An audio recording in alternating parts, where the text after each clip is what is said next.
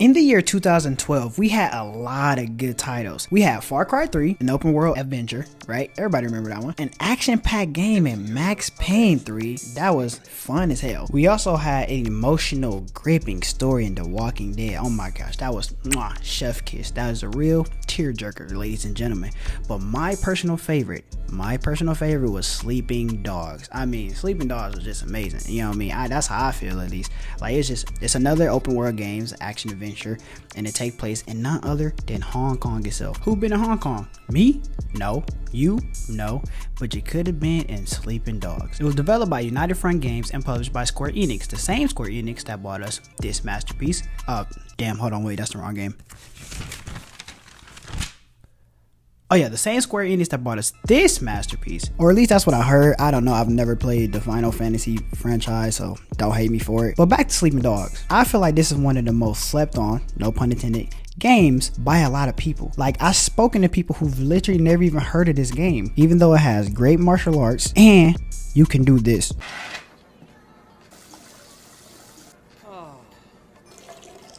As always, I am your host TTG, and this is a casual take of what made Sleeping Dogs so damn good. Also, disclaimer, this is a casual take. Like I said, it's by a casual for the casuals. If you want to get precise about things, or you feel like I missed something or whatever, chill, relax, bro. Enjoy the show. Alright, spoiler alert for the story of Sleeping Dogs. Even though this came out in 2012 and y'all really should have already played it, I'll give the disclaimer just in case anybody get mad. The first thing I want to briefly discuss is the story, obviously. Now, if you've been watching these last few videos on my channel, you will know that I love a good damn story. There's nothing that beat it. And I will tell you now, this story does not damn miss. You play as an undercover cop named Wei Shin, so you out here doing your best In Too Deep impression. Y'all ever seen the movie In Too Deep? You ain't no cop, Jay Reed. He returns home from Hong Kong from America to go undercover in the Triad gang, right? Are they a gang? The Triad gang? The Sun On Yi. You are introduced to the Water Street gang's leader, Winston, who is a Red Pole, I think they were called, which is like the leader of certain gangs or whatever. And your friend Jackie Ma was the one that introduced you. You ran into Jackie when you was like locked in jail, whatever. I believe they set that whole thing up so you can meet him, if I'm not mistaken. And you end up working up the ranks, you know, you're progressing through the story, and you start getting conflicted between rather you're a cop or you loyal to the Sun On Yi, and obviously you have a lot of conflicts along the way. And if you want to know how the rest go play the damn game. But aside from the story, the things that I want to talk about the most today is the gameplay. This game introduced a different type of open world. I've never played a game where you're in Hong Kong and you're mostly playing the game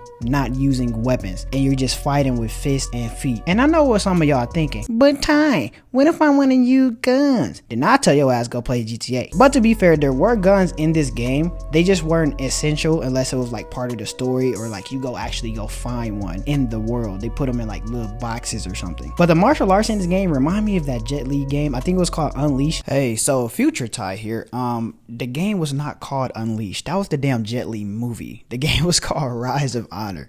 So yeah, ignore that. You know what I'm saying? Yeah, Rise of Honor, you know, Unleashed. Look, it both got Jet Li in it. All right, not too much on me. All right, relax. And I don't know why. Maybe that's a stereotype. I apologize if it is. Unleashed, when I was a kid, I loved that damn game. Like the way you fight with the damn analog sticks. And all right, I'm getting sidetracked. You can unlock new moves and you upgrade your fighting style. And you find these statues and you take them to this class. And when you take them to this class, you learn a new move. You do it on the people in the classroom. And it adds more to your fighting style when you are progressing in the game. I believe too, you could pick between like a triad tree of moves and stuff that you could do, or you could like upgrade your cop tree or something like that. I forgot exactly what it was. You can see it here on the screen, but I just found the martial arts in this game so damn satisfying. It made me not even want to use guns in this game. Like, I rarely even ever use the guns to get any job done. I would just run up to everybody and fight them. I also want to mention that you can use the environment to your advantage in these fights. So not only is it that you could use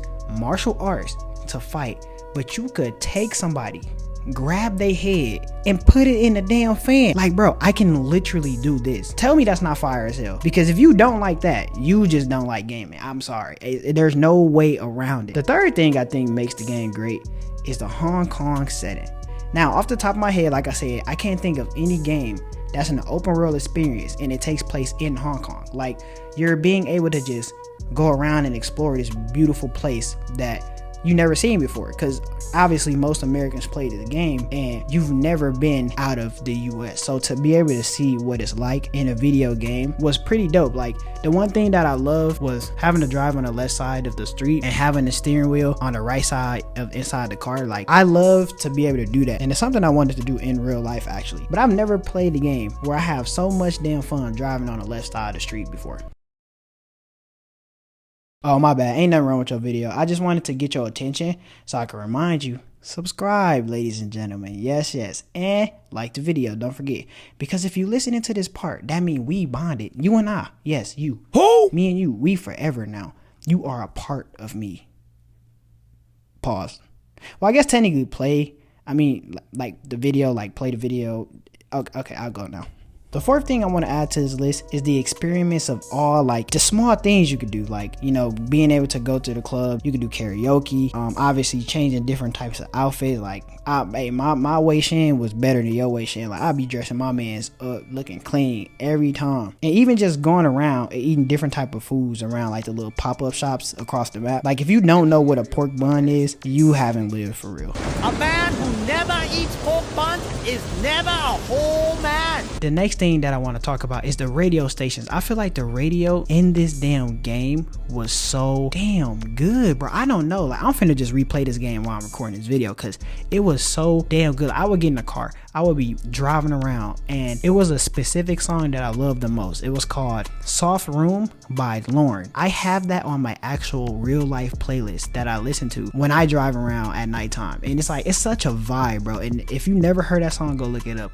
But the radio stations in here was so damn good. My favorite was Ninja Tune Radio, and I never thought I love music from Hong Kong so damn much. Like, I really enjoyed the hell out of a lot of those radio stations when I got in cars. Like, I would literally, oh my gosh, I would literally sit in the car and let a song finish playing before I even start the damn mission. And speaking of music, the soundtrack itself. Now, yes, a radio station and a soundtrack is different, just in case y'all wasn't aware. I think a game could be as great as ever. Like, it could be Red Dead Redemption great, but if the soundtrack not hitting, I feel like a lot of points get deducted from the game. Look at a soundtrack like icing on the cake. Like, if you don't have the icing, you don't have a good cake, right?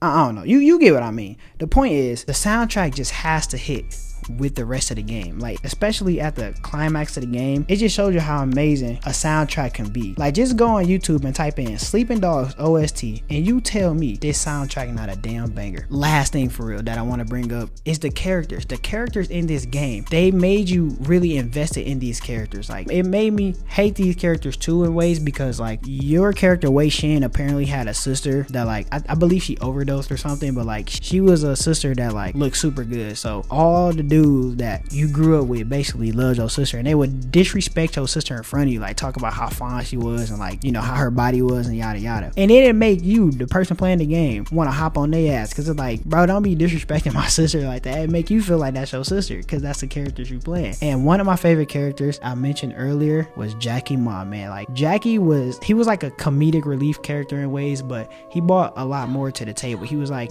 your best friend basically, and if it wasn't for him, a lot of stuff wouldn't happen. And he was like somebody who wanted to be pretty much a part of the game, but he wouldn't have been a part of it if it wasn't for you, because like, he just kind of followed whatever you wanted to do, but he was always there. And another character that I did enjoy as well was Winston, and that was like the leader of the Water Street gang that I brought up earlier. Bro, like, when I first seen this man, he was like talking trash, I'm looking at, bro, I'm like off-brand The Rock looking ass boy, the Boulder, like Thomas the Tank Engine built ass boy, Pauly D haircut ass boy. Okay, I'm sorry, I don't really have nothing to say. That is all I have for this video. Sleeping Dogs is a game that you just have to play, bro. Like, if you've never played this game before, it's something you just have to play, especially for the fighting mechanics alone. And if you love fighting, click on this video here where I talk about Mortal Kombat 1 and the things I want to see in it. As always, it's been the boy Ty Talks Gaming, and I'll see you all when the sun sets. Peace and love.